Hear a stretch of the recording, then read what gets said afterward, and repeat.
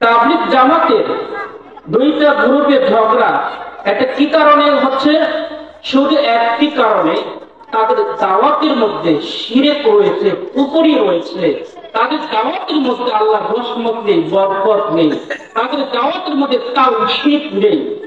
এই জন্য ভাইরা আমার, তাবলীগ আপনি করেন, আল্লাহ রাসূল সাল্লাল্লাহু আলাইহি ওয়াসাল্লাম তাবলীগ করতে বলেছেন, দাওয়াত দিতে বলেছেন, কিন্তু সেই দাওয়াত হতে হবে কোরআন এবং সহিহ সুন্নাহর দাওয়াত হতে হবে।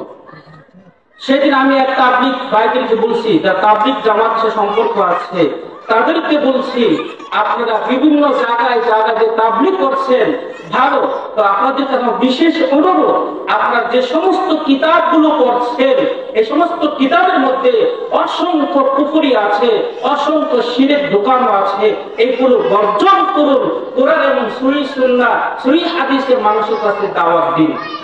কারণ এই তাবলীগ জামাতের ভিতরে অসংখ্য শিরক কুফরি আছে। তাদের অনেক কিতাব পাবেন, যেমন ফাজাইলুল হজ, ফাজাইলুল যাকাত, ফাজাইলুল হেদায়েতে সাহাবা, এই যতগুলো তাবলীগ জামাতের কিতাব আছে, সমস্ত কিতাবের মধ্যে শিরক এবং কুফরি ঢোকানো আছে। যারা এগুলো বিশ্বাস করলে তাদের ঈমান নষ্ট হয়ে যাবে।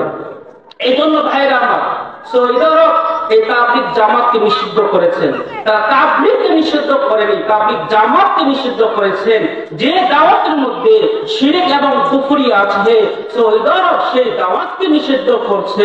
এটা আমি বলতে চাই, বাংলাদেশে যারা দাওয়াত দিচ্ছে, তাওহীদের দাওয়াত যারা দাওয়াত দিচ্ছে, আমি তাদেরকে বলতে চাই, যে দাওয়াতের মধ্যে শিরক এবং কুফরি আছে, সেই দাওয়াতকে ভেঙে চূর্ণ বিচ্ছিন্ন করে দিতে হবে।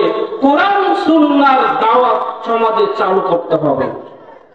যে দাওয়াত দিয়েছেন সাহাবায়ে কেরামরা, যে দাওয়াত দিয়েছেন বিজ্ঞ উলামায়ে কেরামরা, আমাদেরকে সেই দাওয়াত দিতে হবে।